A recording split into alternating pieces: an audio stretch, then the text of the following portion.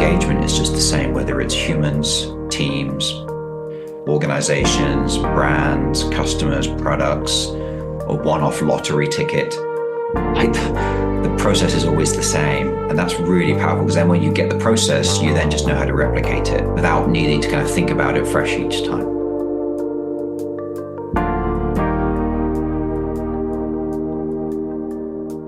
This is Humble Mind. We are a social learning community of individuals who are passionate about conversations and connections that matter about the future. So check us out for a little bit more about what we do at join.humblemind.co. How do you engage with people? What is the secret recipe of chemistry and connection that makes relationships into what they are? Long-term tools for growth and success, whether it's personal or professional. Well, today we're going to dive in probably pretty deep into that particular topic. And we've got a particular person here who spends his life looking at engagement, understanding what it means exactly, how to leverage that edge between people so that we can prosper both personally and professionally. And his name is Scott Gould. He is a speaker, an author. He used to be a church minister, an event producer, community manager, media director, and now he speaks to audiences around the world on the subject of engagement. And we're very happy to have him here on the Humble Mind podcast here today. So welcome, Scott. Thank you for having me, and hello to everybody in Humble Mind. What a joy to be able to connect with you today. No, the joy is absolutely ours. So let's get straight into it. So you speak on the topic of engagement. So obviously that's an enormously broad word and a topic that I'm sure has various different ways of defining it. But how do you define it? What is engagement to you? It's a great point, is engagement. There are so many engagements, right? We use the word to mean engaged to be married. We talk about an engagement in the diary. We talk about military engagement, engaging with the enemy, the rules of engagement. We talk about employee engagement. We talk about audience engagement, which could be engaging a crowd, but it could also be engaging my audience on TikTok. So like the word means so much. And of course, we all have been there when we said, come on, can you engage in the conversation, please? So it kind of means a whole bunch of stuff. My basic definition is that engagement means togetherness. So it's when take your hands, when you've got, you and me, imagine both your hands are you and me, when your hands come together and kind of mesh into each other, that's when you and me becomes we. And so we are now together, we are engaged. So to be unengaged is to be separate, and to be engaged is to be together. And we can go a little bit deeper and kind of specify that it's not just kind of a loose togetherness, but it can be measured in one of three ways, or one or more of three ways, which is togetherness in the head, which is around cognitive engagement. So do I have your attention? Do I have your focus? Do you understand what it is that I'm trying to say to you? A lot of marketing is about this. We've then got hands engagement, which is, are you behaviorally, are you doing the thing that I'd like you to do? Are you engaged in this moment or not? So right now we have Charlotte and Diana, for instance. And if they were just kind of sat back, not listening, I'd go, are you really engaged? But when they lean forward and they begin speaking, I'm like, yes, you're engaged in this moment. And then the final is engagement in the heart. So that would be, how are we together in the heart? How do we kind of have a bond and affection? And this would be the area, of course, of where our relationships live. And sometimes brands and organizations also get to live there. Yeah, great. Okay, that's a really cool opening kind of way to think about it. I suppose a lot of people like me who are listening, in some way or another, your business, your livelihood, your marriage, maybe even what you do, how you earn your keep is based on how you can engage people and how you're able to make that some kind of quality experience for both you and them. So looking at kind of the space of engagement, or how to engage people, for you, is it something that comes about as a result of sort of chemistry between people, or is there a sort of a set process or a kind of a list of ingredients that really anyone can learn, anyone can put together? How do you see it? How much of it is kind of sparks that fly, and how much of it is, something that can be learned and kind of tried and trusted and put into practice? Yeah, there's actually a bit of a debate on this academically. So people talk about, or researchers talk about trait engagement, which is the trait of somebody who's more disposed to engage in something. And I think we all know those people, the people who throw themselves in the deep end. They're going to do everything by full measures or at least three-quarter measures. They're the ones that in any situation, hands up, sat on the front row.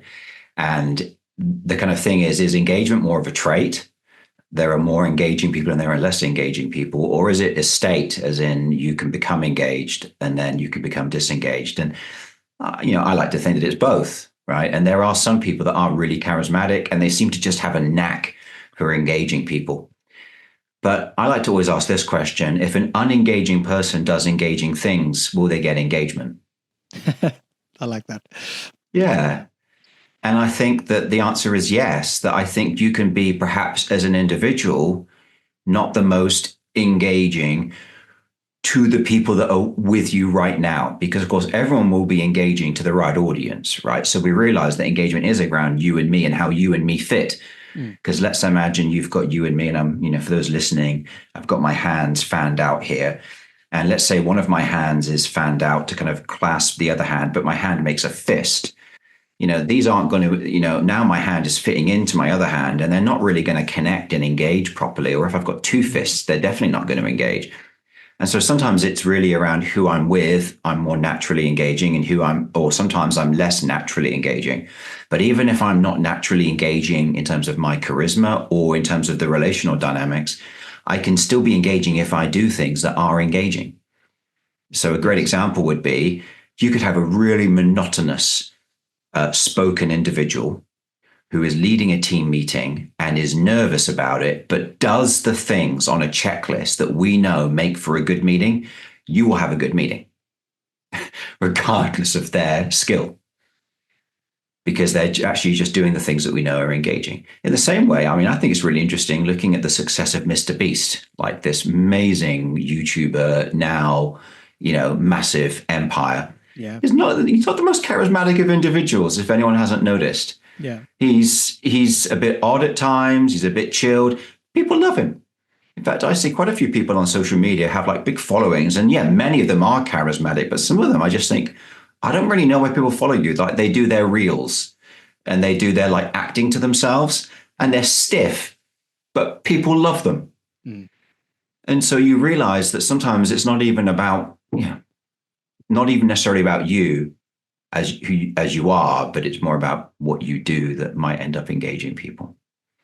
I want to kind of just linger on that for a second, because what you just said there is very important and worth repeating. It's not so much about who you are, but what you do to engage, how you engage. And that's definitely true, because I think when a lot of people think about trying to engage, trying to, get a response from someone, whether it's an audience, whether it's, putting a video out and hoping that you get lots of likes on YouTube, whatever it might be, that you there's almost like a performance element that you have to kind of be somebody else, or you have to sort of do something wild or crazy or attention grabbing in order to get that engagement, to get to some level of engagement, right? And I'd imagine that that's probably not the case based on what you say, because I can have tactics and maybe that can help, but I still have to be me, right? I have to kind of engage based on who I am. Is that something you'd agree with, or is there a different way to see it? I think there's a number of ways to see it. So I think first of all, it's liberating to know that you can be you, and you might not think people find you interesting, but you can be you. But you can do the things that we know will engage individuals, and it will be engaging. Right.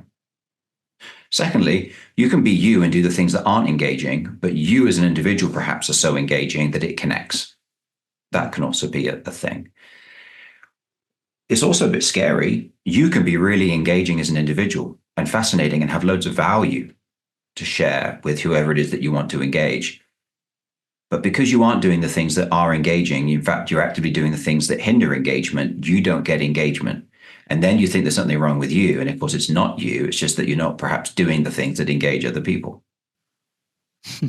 So that's also a really interesting one, isn't it?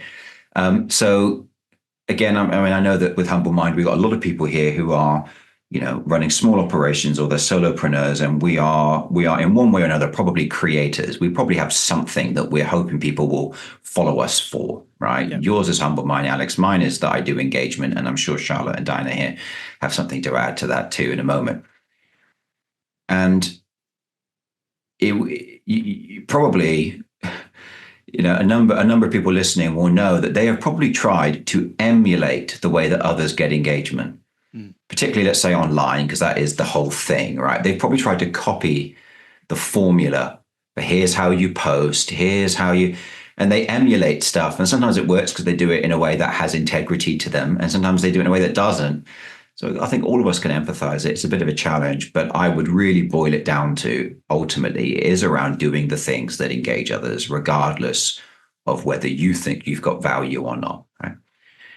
I think all of us will know what it's like to see people out there and go, I think I'm better, but why are they doing better than me? And again, I'm not necessarily up for the better, worse value proposition here, but we've felt it and we've all thought it, right? Their content, like their insight is here, mine is here. Why are 500 people up for what they do? And why is it that I can just about get my mum to click like on my thing? Yeah, absolutely. So on that, and thinking about engagement, because I don't know of someone who doesn't be more engaging, on their to-do list or self-improvement kind of checklist in some way. So let's talk about tools or maybe sort of processes, some frameworks on how to either improve your own level of personal engagement when you're, maybe speaking to someone, or perhaps the ability for you to influence a team or influence, positively something in a positive direction. What kinds of tools, or what are the first kind of, bits of framework that are useful to understand when it comes to trying to level that particular skill or that kind of mindset up that you normally Yeah, that's a great question. So let's imagine we are looking to engage a team, or we're looking to engage an audience. We're speaking at something, we're leading a workshop, let's say, or we're speaking at an event, or even we're leading a workshop setting like you are now, Alex, right? So let's say we're in a meeting setting. The process of engagement actually follows the types of engagement. So we talked about engagement is togetherness in the head. I'm touching my head right now. I'm waving my hands, and my hands are on my heart, right? So we can also follow this in terms of how you engage someone in the moment. So we start with the head. Do they know what it is I want them to engage with? Because if they don't know, they can't do. That then leads us to the hands engagement. Are they able to do what I'd like them to do? And then that leads to heart engagement. And heart engagement isn't about knowing or doing, it's about becoming. It's about something becoming part of who you are, whether that is a brand that you like, or whether it's the simple thing, if I took something away from that and now I'm using that inside myself in some way, which I'm hoping this session could be for people. Now that's a micro bit of formation, but it's still a tiny bit of heart engagement. And then the circle goes round and round and round, right? So it's head, hands, heart, and then there's more head, hands, heart, then there's more head, hands, heart. So if we were running a meeting of any kind, the first thing to do would be really clearly to state, why are we here? But how many of us are in meetings, either with others or often with ourselves, and we forget to state our intention? In fact, I have the word intention stuck to my screen just underneath my camera to remind me every time I start a meeting, because I forget, why are we here? And then we don't state why we're here, and then we wonder why we didn't get any engagement. Well, we didn't know why we were here. We didn't know what the goal was that we were here to achieve. So maybe we engage with each other socially, and that's nice, but that wasn't a spoken goal, that was an unspoken goal. And we all go away and feel like we had a nice time, but actually, even that's hard to quantify in terms of value. And so then we end up, so the first thing is just state why. I mean, of course, Simon Sinek has that famous thing of start with why. You could start with why, you could start with what, you could start with how or where, but at the beginning, do people know why they're here, what you want them to engage with, why it would have utility for them? Same as if you're speaking, leading a workshop, leading a meeting, talking to your kids at dinner time. hey kids, we love sitting down at dinner time and going over our day because it's just a really nice thing that we do as a family. Boom, we're doing it right there, right? This is what we do.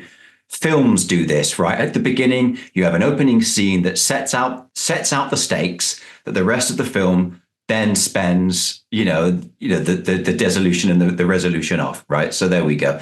Start off with making sure people know what we're doing, why we're here. Okay. Yeah. Yeah. I agree. The intentionality is important, and often something that I think you think that can, it's the kind of thing that can be. It's so essential. It's so kind of base layer of anything that you might do with anyone else, whether it's running a meeting or getting together with friends, whatever it might be. But agreeing on a goal and sort of stating it, and for clarity, we're just doing this, making sure that everyone's on board with the intention. Okay. Everyone check in. Great. Let's continue. Yeah. Yeah. And you'll find how many assumptions are hidden by not stating your intention. The number of times that you will have a meeting and you'll say, and I try to make it my standard practice. If I'm running a meeting, I'll say, here is my intention. And if I'm in the meeting and the person doesn't state the intention, I'll say, could we state our intention for the meeting?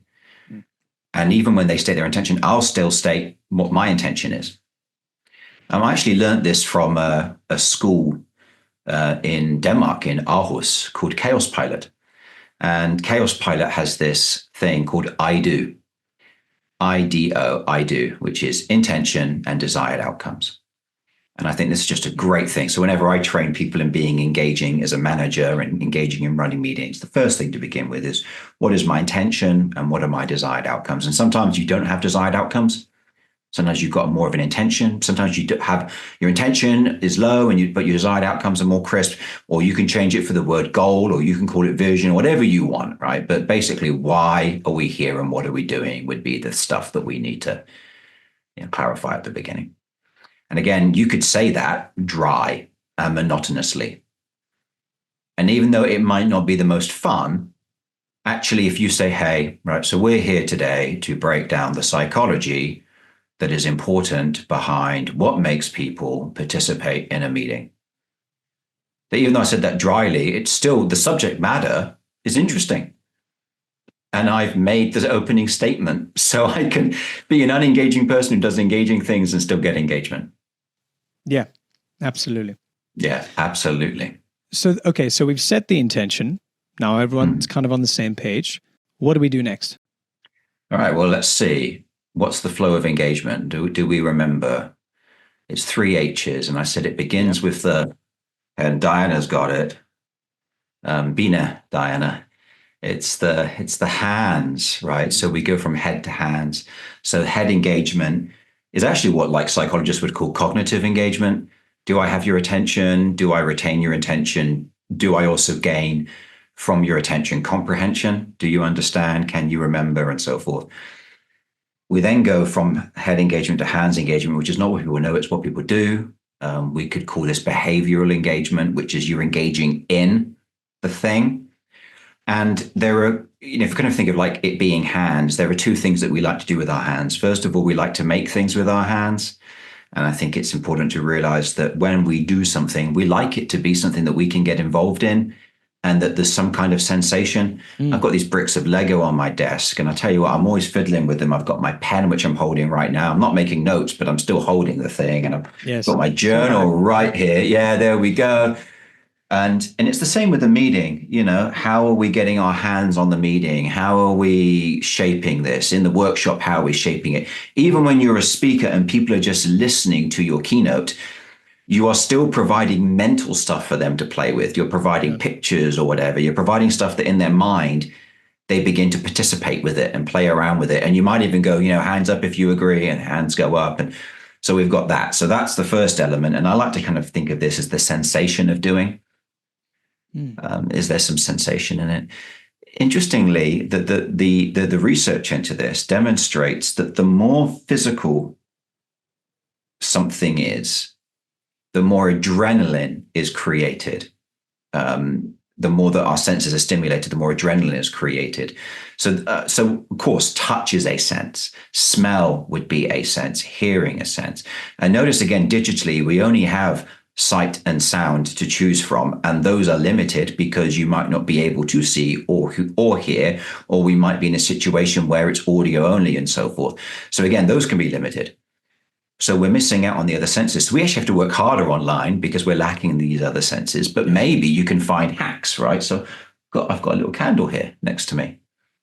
So that's now, I like that when I give talks, and that puts me in a particular state. And I've got my Lego bricks, and I could say to you, grab a pen, grab something that you can hold so I can begin to elicit more of your sensations. And the research indicates that the more that our senses are engaged, the more adrenaline is activated.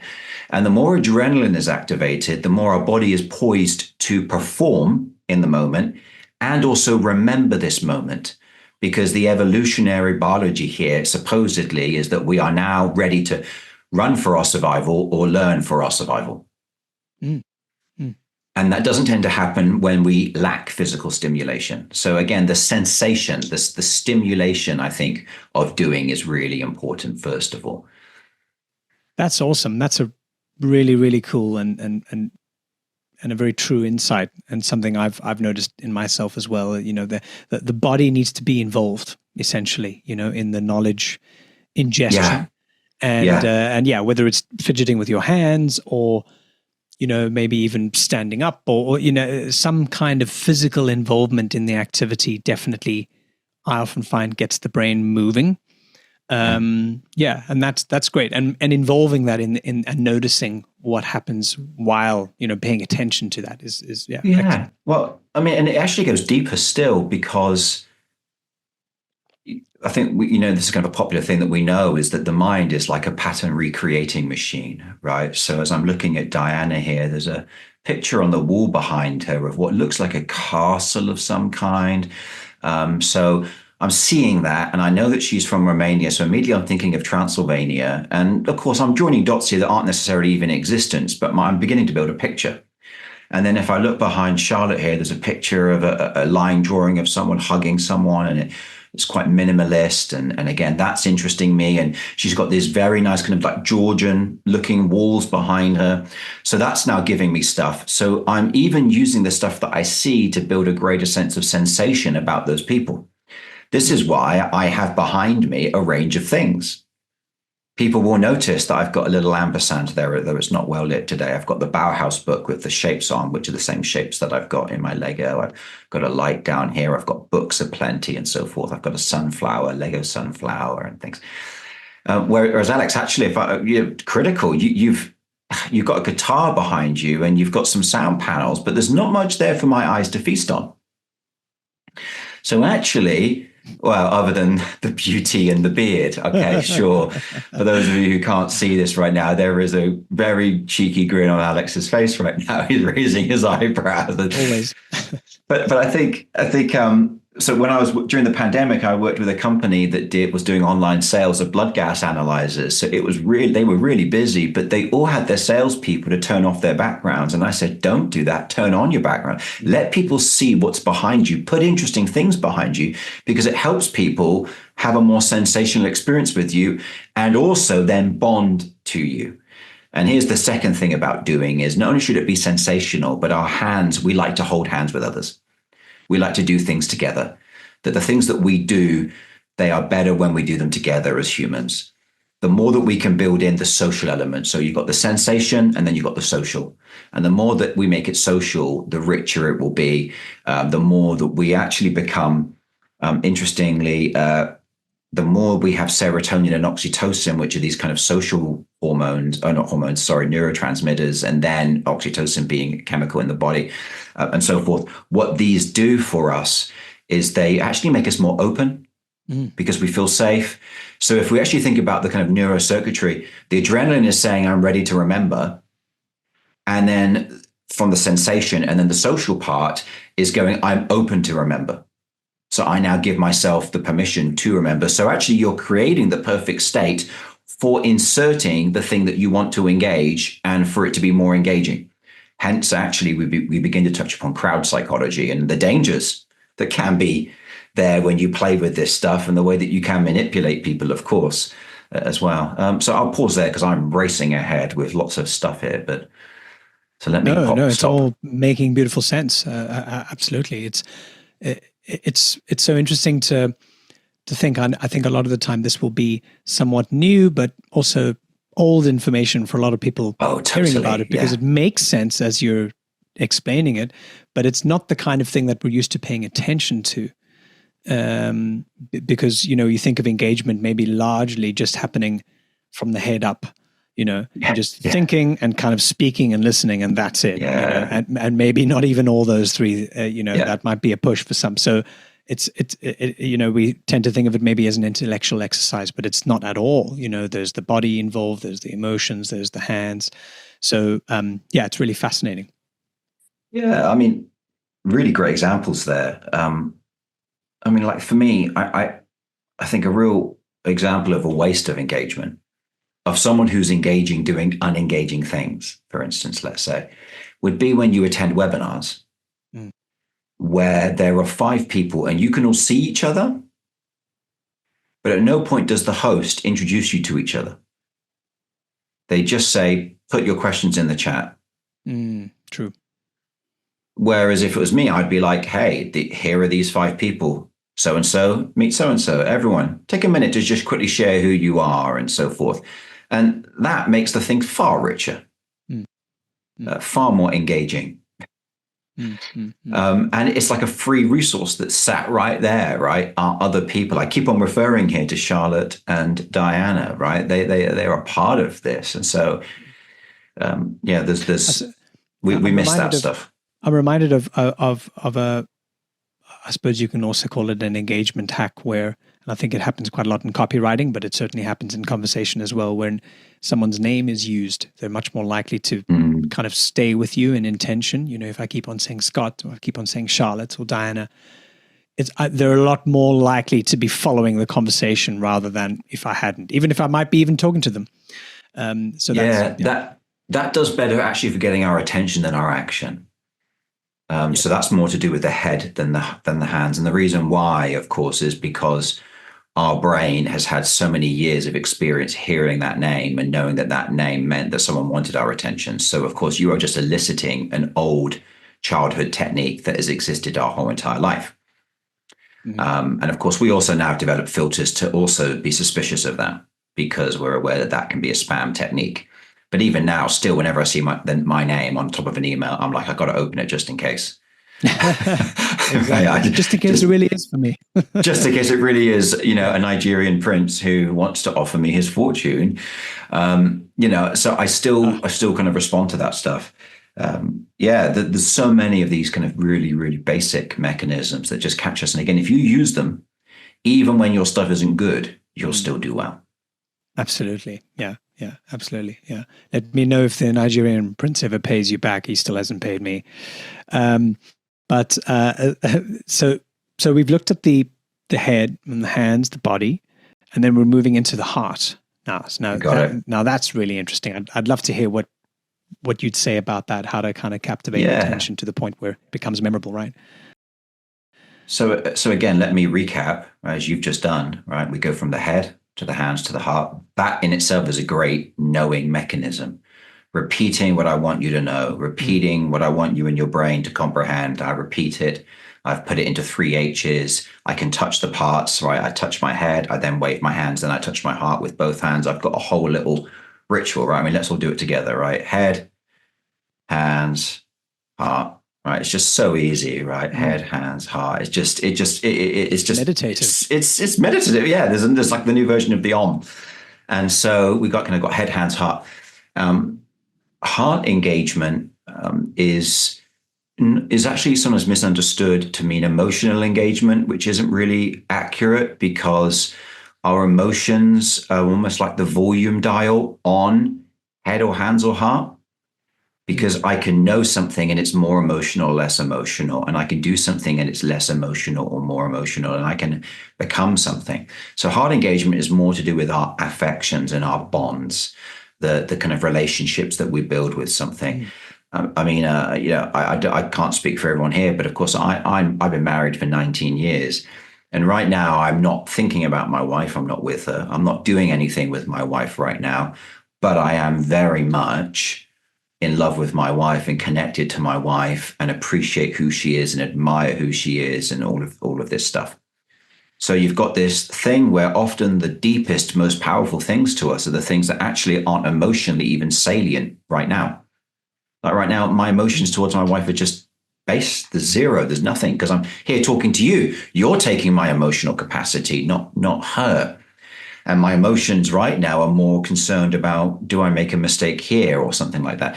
So it's a mistake to think that the things that engage us deeply are the things that we're most emotional about. In actual fact, research demonstrates a lot of the stuff that engages us most deeply, we are very unemotional about until we lose it. And then we become really emotional about it. So a great example would be your phone. Here's my phone, picture of my daughter on my phone, absolutely lovely. And this phone just comes around with me, but tell you what, and I don't particularly feel like I love it, but I tell you what, lose your phone. Jeez, you love that thing, End right? of the world. Yeah. So there's a lot of research on this that kind of really demonstrates that we become very attached and bonded to our tools. Mm. And I think that's the way looking at hard engagement is what becomes part of someone. So my language is part of me. I'd be screwed without my language because I use it as a technology, like not just every day, every night. I dream in my language. It's that much of a tool for me. Mm. My Mac setup, I can't imagine being without it, even though I'm not terribly emotional about it. Take it away from me and I'd be screwed and wouldn't know where to start with a different operating system. And the same goes for various things that I have a sense of identity towards or I have an allegiance to. So the question with hard engagement is, how does this make your life a bit better? How does this become a tool for you? How does this become something that you can build your life on? I think a great example of humble mind would be that you are regularly curating for others, leading content so they don't have to. So would they be willing to do without humble mind? Or no, because then I'd have to go back to finding all of this stuff myself. And that is just tiring when I got so much on. So you are my brain trust. And I've outsourced it to you. And I've also outsourced a bit of the community around that to you. And now I don't have to go anywhere else. I can chill out a little bit and just know that Alex is doing that for me. And I know Alex, I like Alex, I trust him. Are my emotions high on it? No. But if I missed out or if it was taken away from me, then I'd find out how much it meant to me. Absolutely. I hope everyone heard that. Yeah. That was a not very subtle. No, that felt like a should pay for that. No, absolutely. Yeah, you're right. Yeah. So I'm curious, as you're talking, and you mentioned the word language, and I've got a massive fascination with language and communication. What's the sort of the similarity or maybe the overlap, so we can see the differences and the similarities between engagement and what would otherwise maybe just be defined as good communication skills? Because all the things you're saying, being able to sort of command and retain attention, being able to make the message memorable, something that someone can take some action and take something away long after the talk or the video or the blog post has ended. These are also sort of some of the hallmarks of being able to communicate something with clarity and efficiency and simplicity. Is there a connection or an overlap there or a useful way to sort of define engagement and really what could be just really good communication? It's a really great question. And first of all, the answer might just be there isn't a difference and it's down to language choice. There are so many different fields of engagement that are studied academically. So even, communication engagement then are we talking about written communication or on stage communication? Because often they're studied differently. Right. And so that creates another thing. Or maybe, as you say, engagement is just good communication. And I would agree, a lot of good communication is just, it's engaging and it's good communication. And we're not using the word engagement. We normally use the word engagement as the person who is trying to engage others, because we want it to achieve something. And normally we want it to achieve the next form of engagement that we're using. That's normally when we call it engagement, is we recognize right now I'm engaging your head in order to engage your hands. I want you to do something based on how I communicate. So therefore I'm calling it engagement. as opposed to just communication, because I'm thinking about what happens after the communication or what happens because of the communication. So this is no longer just about communication. It's also about the action that happens. So this is now about engagement. The person receiving it calls it engaging, often based upon the entertainment that there was in it, plus the memorability, plus the relevance to them, plus the way that it created mental liveliness. And they were able to participate in their mind, if not by asking questions and so forth. So then engaging is really describing a quality of the way something was done in such a way that it made us feel a part of it. Right. Even if we couldn't physically be a part of it, but we felt connected. So we are therefore describing possibly the emotional state or the state of relevance that it was to us. We're not necessarily thinking about the next action. Although, again, that's probably a good measurement of whether we found something engaging. So if I think of a comedian that I find engaging, I've probably watched lots of their videos. A comedian that I didn't find engaging, I've probably watched a few and then I didn't really carry on watching more. So again, we can see how the sign of engagement often is in the repetition. So this again would be the point. Engagement is togetherness, and togetherness then is indicating that we are looking at there being more than just once. Yeah. Something around repetition. Would you say the ultimate purpose of engagement, or good engagement engagement done well, is about fostering trust? Or how? Or what would you say is the kind of the end goal, end game, or the best outcome, or the best kind of result out of engagement executed well or done well? Is it about trust? Is it about influencing action? How would you see it? I wouldn't say it's about trust. I would say, and this is just my perspective, but that I would say that engagement is about being better together. So engagement is togetherness, and we come together because we are better together. And as a social species, but also as a symbiotic species, we depend upon each other. The technology I'm using to speak to everyone here right now, the clothes on my back, the food that I ate, none of it did I have a hand in procuring, but I use all of it. So we are a highly symbiotic species, right? Immensely so. So it's in our wiring. I think it's understood. It's in our wiring that we will work socially for symbiotic benefits. So I believe that engagement essentially is we do it because we are better together. And so we are doing it in order to create value that did not exist independently. And so engagement is this idea that the whole is greater than the sum of its parts. That when we engage, it's not just four of us. There's a multiplication effect, or there's some addition or new value that emerges between us. And that has value. And so therefore engagement really is about betterness, I think, in a symbiotic manner. Yeah, I love the piece there that where you're kind of alluding to collaboration and being able to do things together and ultimately put more brains to solving a problem rather than just one. That's definitely. Well, I think collaboration is a height of engagement that most of us don't get to. So again, if I think of a comedian that I like, I'm engaged with them because I watch their stuff. I feel like my life is a bit more fun because of their jokes, because they're jokes that we tell in our family, they're videos that we watch every Christmas. We come back to that video and we find it funny and it gives us joy and we look forward to watching it. And I, in turn, have given them money to come and see them perform. And so we've received mutual benefit. I've been a part of sharing their message and joy to others. Would we call it collaboration? I don't think so. I think often we kind of love to talk about context. Yeah, I think we like to talk about co-creation and collaboration a lot, but actually I think a lot of it is more humbler than that. It's just more, there is a chance for us to share and to trade and to come together and through our size, at least create a scale to it, even if we're not necessarily adding to it.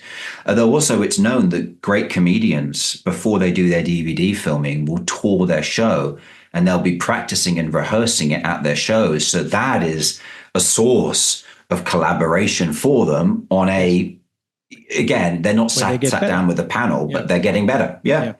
And we get better as a result. Yeah. That's a great way to look at it.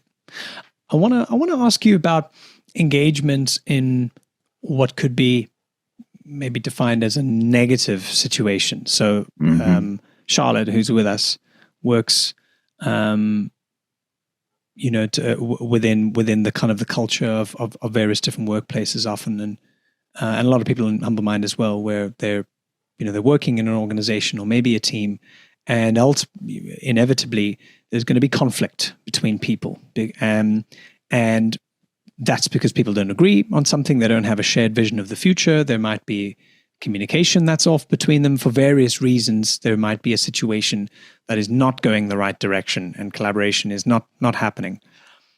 How can you use some of these tools of engagement that we've used when we're there to not necessarily impress upon with an idea or convince someone of something, but rather to maybe heal a relationship or to try and turn things around when there's been some kind of fracas, or there's been some sort of negative moment that now we've got to engage all parties and sort of bring people together.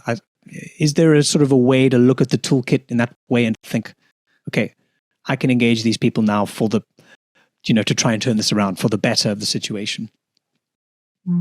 It's a great scenario that you're describing, and one that I appreciate you sharing. Many in Humble Mind will be kind of familiar with. I think anyone who is working in groups in any way and touches upon conflict resolution in any way will understand that you're trying to get to where are we already a we.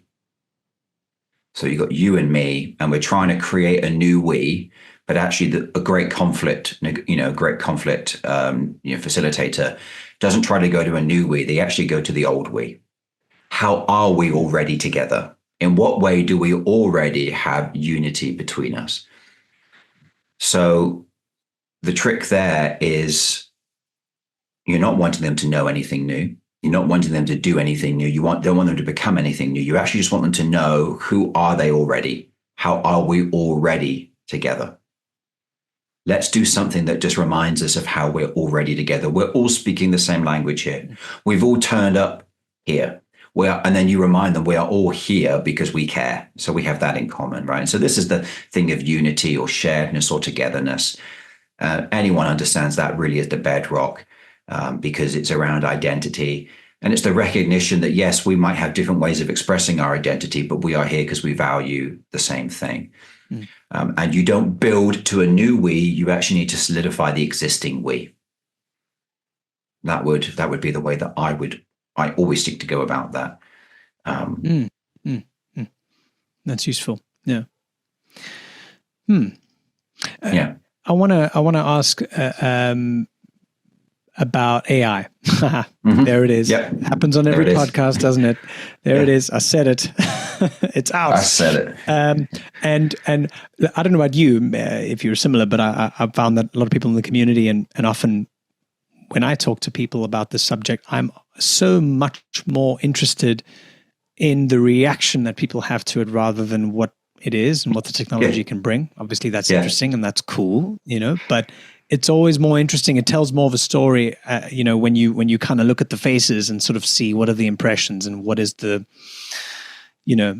how are the cogs turning in the head when people think about AI. Sometimes it varies from amazement and real curiosity and excitement to absolute terror and uncertainty that, they just don't know where to turn. So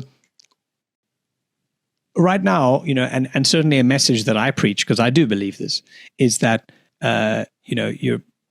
it's a familiar one that a lot of, I think, people are sort of saying on LinkedIn and around the world, you're not going to be replaced by AI, but you probably will be by someone who knows how to use it and that kind of stuff. I think we sort of generally get the message, the first layer of messaging there when it comes to, is this going to replace me? Is this going to affect me in my work, in my role? But looking at things through the lens of engagement and how to engage people, are there certain things in your kind of view where AI or using AI is going to help us or rather is it going to more quickly replace some of the tools of engagement that we use as human beings or that we put into place when we're having conversations, when we're building relationships? Are there some, and maybe are there some others which will be far more difficult to replace, or maybe perhaps it never actually gets there? How do you see that? It's a really great question. So there is first of all, the thing of how do we go about engaging people in AI. That's certainly an interesting conversation because people are reluctant to. A lot of people have what's called reactance. And reactance is basically the word that psychology uses for resistance. And it is a physiological response of you shift back from something immediately because you feel like someone's trying to take something away from you. Yeah. So a lot of people, they feel like AI, you're forcing it on me. It's the same way that if someone forced religion on you or forced you to support their team or was forcing you to buy something you didn't want to buy, even if it was going to be good for you, it's just, I'm not making the decision, you're making it for me. So you're taking away my agency. And fundamentally, we like to preserve our agency. So you've got reactance going on. The trick to getting people to engage in AI is to help them do it at their pace with stuff that you just demonstrate this could help you do things better. Look, yes, the world's going to be different. The world's different than it was 10 years ago, really. It's all the hype. Let's just go at a steady pace. And most of what's called AI now is not AI, it's algorithms, right? Like I'm tired of hearing like Samsung AI tells you what notifications are more important. That's not, it's been doing that for years. Has it not? Like, so anyway, there's that. Then in terms of how humans will engage with AI itself, right, and AI doing the job of engagement, there's this really great concept called the media equation. It was released in '94 by two professors, Reeves and Nass. And then I think it was Clifford Nass who followed up with a book called The Man Who Lied to His Laptop. And it's based off of Oliver Sacks, who called the man who mistook his hat rack for his wife. Yes.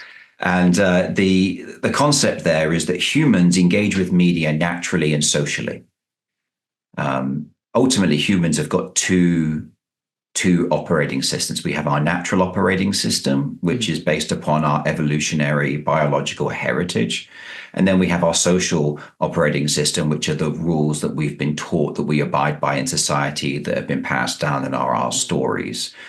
And sometimes these come into conflict, and that's certainly a factor. But in general, we seek to harmonize these. And they demonstrated that if, for instance, you have a picture, so we know that being in nature makes you happier. It releases chemicals and stuff. And it's like, well, no surprise, it's where we're from. Yeah.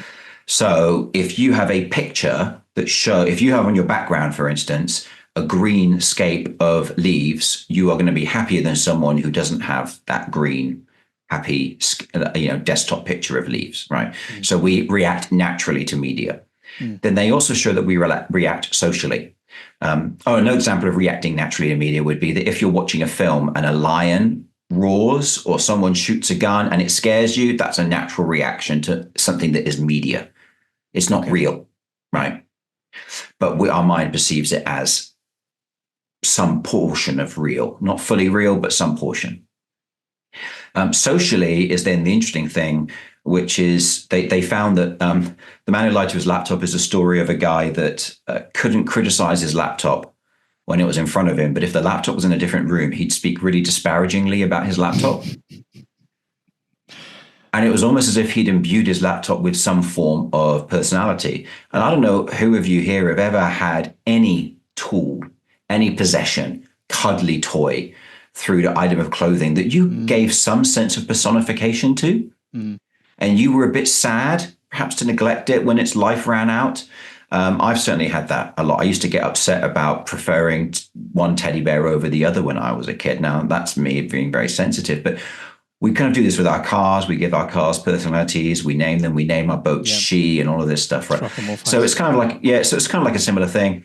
Anthropomorphizing. We do the same. There's a reason why it's Siri, Alexa, and whatever the other one is. They have names. We choose the accent that we prefer. We choose the male or female options that they currently give us and so forth. So all of this is demonstrating that, yes, we will respond increasingly to things the more human they present themselves to. And yes, we would completely relate to a human like in personality device as if it was a human. Some people wouldn't, but those would be the people that generally are less agreeable. As in, they're the people that even when they greet a real human can be offish. Mm. I'm the person that says please and thank you to Siri. And like I always will do, because it's probably just part of like I do too. I'm terribly polite to my GPT. Yeah, I don't know why. Yeah, no, I am. When I use ChatGPT, I'll say thanks. Yeah. And it's just almost like there's a compulsion in there to me that I can't say thanks. So, but you'll find that some people don't say thanks to a human. Yeah. Now, so what we'll find is that, someone will probably release it at some point. What degree does your 5-factor personality model manifest with the way that you relate to humans? And then how does it manifest the way that you relate to a machine? And there will be a filter. In the same way that I react to a TV scene of a murder with recoilment, but not in the same way as if someone was murdering me or doing it right there, is the same way that I will have this diminished, buffered response to computers. And the more real it becomes, the more that I will be given to that. If you've ever put on a headset and done those like virtual reality things where you have to cross a ravine, like you become scared, even though and the reason why is it's cut off everything else that is able to tell your brain this is not real, which currently I can do, because even if right now on my screen something came up, I still have all of this space around me where there's nothing, and I wouldn't feel it on my shoulder. The moment you put on a headset and then someone touches you on the shoulder, you will react the same. Yeah. Right. Unless you have a very high degree of training. So I think that's what's coming for us, essentially.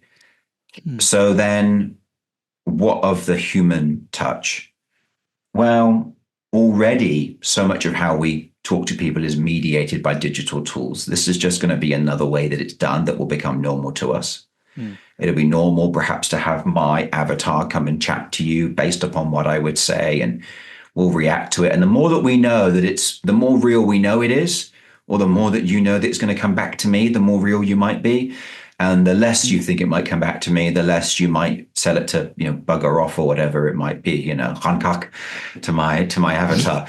A bit of Afrikaans for you there. So good. Thank you. So that's the way that I'm seeing it. A lot of people talk about how it will make humanity, like real human connection, very craft, very premium, but that already exists. Yeah, that's true. That's kind of already out there anyway. We didn't need machines to help us do that. No. And so it will just be more of that, right? There'll be more stuff that's automated. And right now we won't be able to fathom it, but we'll be glad for it in the same way that most of us here are glad to use a calculator beyond anything beyond our times tables. Whereas most people, 100 years ago would have been horrified at the thought. Yeah. But society just doesn't require that anymore, or it does in certain areas, but not for the majority of us. And the rest of us will be content using our AI in the way that we go about it and so forth. And that is all good. And it's fine. And the thing that AI currently doesn't seem to replicate, and I think this would be the ultimate thing, is the knowledge that an actual human being is giving their attention fully to you, and they cannot give it to someone else in that moment. And so when we think about talking therapy, part of the power of talking therapy and why GPT is a poor version of that is it's talking, not typing, first of all. Second of all, it's knowing someone is listening intently to you, and they are not listening to someone else right now because they are in the room with you. Let's not forget as well that we're also, as humans, we are picking up on smell. We do pick up on electromagnetic frequencies. We pick up on all of this stuff. Like, well, I don't know what we call this frequency and energy field, but it's there. We're picking up on it. And at the moment, that doesn't translate digitally. That's not going to be replaced until we get to the point where a sentient being can be with you, but it's not with someone else. Yes.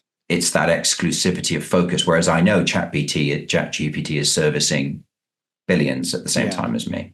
It's not It's made for not. you It's in the not same way unique that to someone's me. attention. Yeah. Yeah, Yeah. and I know that in the back of my mind, so that creates again that watering down filter that dilutes the potency of my reaction to it. It's a great answer. And I totally agree. And I think that for me, it almost brings this idea that sensation is information. You know, the feeling That's of a nice something, line. Wow, I like that. um, or the Write feeling that of one something, the down. feeling of you listening to me and your eyes looking at me. You know, I can see your nostrils slowly flaring as you breathe. You're being attentive to me while I'm talking, gives me a positive kind of little feedback that like I'm getting information from you. It's almost as if as you're listening to me talking, I'm also listening to you listening to me talking. And That's so really good. Yeah, there's a sort of an engagement loop going on here, which then brings my body to the fore as well, so that I can be the best vehicle for the message I want to send. yeah. And now you'll be grateful that I took the time out to be here and not somewhere else. Right, I'm not doing anything else. Even more grateful if I travel to you. Yeah. Right. And again, and that again is a debt that you're not going to owe to any AI. There's going to be no sense of I owe you that debt. That's playing in the back of our minds. Mm. I think something also I heard Rory Sutherland, the famous ad man, Yeah, I kind love of him. cultural Yeah. commentator, said was we often forget that often, AI jumps to the answer, but often part of the value isn't in the answer, it's in working out what the problem is and coming Yeah. to the solution. So also we end up shortcutting. So actually, what we end up creating as the solution, which AI says is the solution, actually humans are irrational. Mm. So actually, it's not a good solution because a lot of the best stuff that So we've got true. is not rational and so forth. And then we also lose the fact that it was the process that was important. Absolutely. The refining of the question. Yeah. And all of that. Yeah. Very good. Wow. Awesome. I want to open up to Charlotte and to Diana quickly. If you guys have any thoughts, any comments, I'm sure there's lots of cogs turning. It's been a wonderful conversation so far. I just want to open up to see if you've got anything to contribute. Thanks, Alex. Yeah, Scott, it's been super, super interesting. Personally, for me, if I start with my intention, why am I here? So why am I here? I think my life is all about engagement from a professional point of view. And as Alex mentioned, I work in organizational change, working with people and trying to create better realities in organizations. But also for myself personally, is kindness and the whole humanity side is also very important. So how do I engage with people every single day and I leave hopefully a positive impression on them? But what you also said was it's not about leaving just one impression, but hopefully it comes with something afterwards. And I think hopefully the impression is engagement at different levels, whether you go into a supermarket that you go into every single day and you see the same people there, you want to say hello to them and you want to recognize them and vice versa, because it just creates for a better experience in the supermarket or wherever you are. So there's just so many things. And I think also engagement is so vast, from employee engagement, team engagement, family engagement, with your child as well. It's just so vast. And I think you've really it opened my mind to that on a broader level. And also when it comes to time and energy, how much time and energy can we actually give to everything? Like, for example, Alex, you've got so many great things happening on Humble Mind and, want to be engaged in everything, but it's also understanding what can I be engaged in so I can give my full attention to and I can be present in, So that really struck a chord with me. But there's so many things. I don't want to take all the time, but just those are just a couple of things that came to mind. Can I pick up on a few of those things, Charlotte? Yeah. I really appreciate you sharing and thank you. And your work sounds really interesting. I'd love to hear more about it. And I'm sorry that I didn't ask earlier. I should have just said, Charlotte, what do you think? One of the things that you've pointed out there is that the process of engagement, is universal. This very much would be my unique take as someone who researches engagement as well as speaks about it. So I kind of, I do academic work on it. And yeah, you're right. Often people look at employee engagement and then customer engagement's over there, and they never look at what are actually the what are the similar mechanisms and so forth. But I always kind of would maintain that engagement is like just a human skill. It's not like the brain works differently when you're an employee to when you're a customer.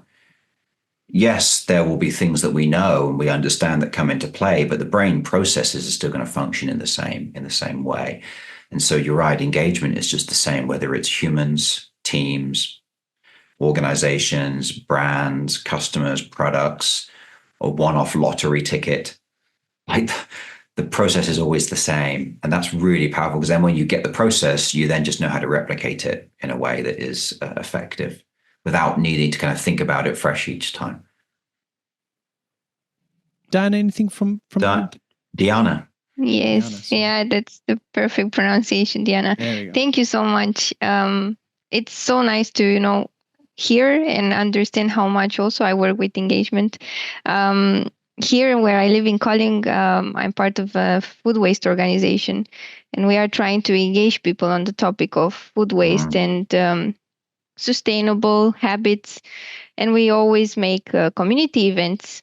And actually, I think we use this of what you said, head, hands, and heart, because we always bring them together. Of course, they eat, but we also have conversation starters and games.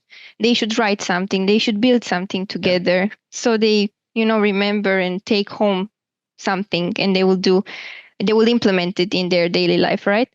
And on the other side, I'm also working now at an university in Denmark, and I'm trying to integrate AI into communication studies. So I'm trying to engage both professors and students into this new journey. So it's very useful to think, how can I engage them on this process, right? To understand why we need to do it and how we can do it together, as you said, together, right? It's very inspiring. Thank you so much. It's nice to meet you. Coup piacere. And your point on like food is a really salient one. We talk about how, the knowing, do, become, and that do very much is the sensation. And just think about how humans, doing 10,000 years ago was when it was light. It was when it was warm, because when it was cold and dark, we'd go inside, or we'd gather around a fire, and the importance of fire, and then we'd have food, and how these things are all then creating the neurological conditions for us to be more bonded with each other. It's no wonder that religion has flourished around ceremonies of eating and drinking. In actual fact, research demonstrates that when we are physically warm, we are predisposed to be interpersonally warm. It's believed because, of course, warmth would indicate safety. If you're warm, you are in a safe environment. You're probably around a fire, which provides you safety, provides your body heat. It provides you guarding against enemies. You have light on your side and so forth. It's just really fascinating how the sensations really are such a powerful doorway to us. Sometimes even the sensation of neglecting. When I was in Denmark with Chaos Pilots, one woman was saying to me, it was fantastic. She was talking about how, if you've got a table, you want to make a table look really nice. Sometimes it's not about what you put on, it's about making the table clear. I was like, wow, yeah. Sometimes it's the clearness that is the sensation rather than the clutteredness. So there's so much to play with. I love that. Yeah, coming back to simplicity. Really, really cool. Yeah. For me, it's always coming back to how are we first? So whenever I engage with someone, I never look to go forward. First of all, I always go back. How are we already engaged?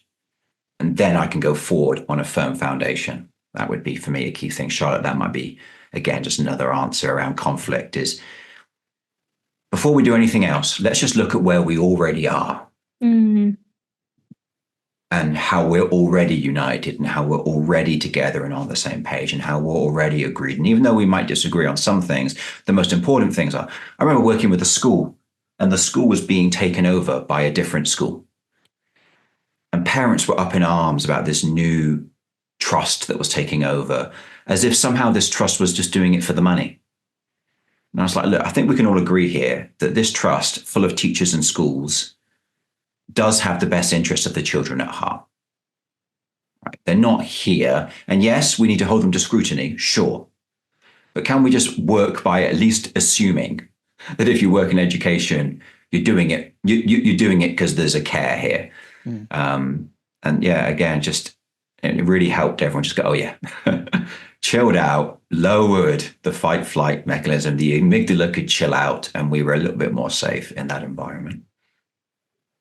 That's fascinating. I think sometimes, in a busy world, and there's so many things that are happening around us, a lot of negative things, we tend to, come with a negative stance on people or situations or environments. And it's refreshing to hear that actually we should have a bit more of an open mind and approach it with a bit more kindness and care and love.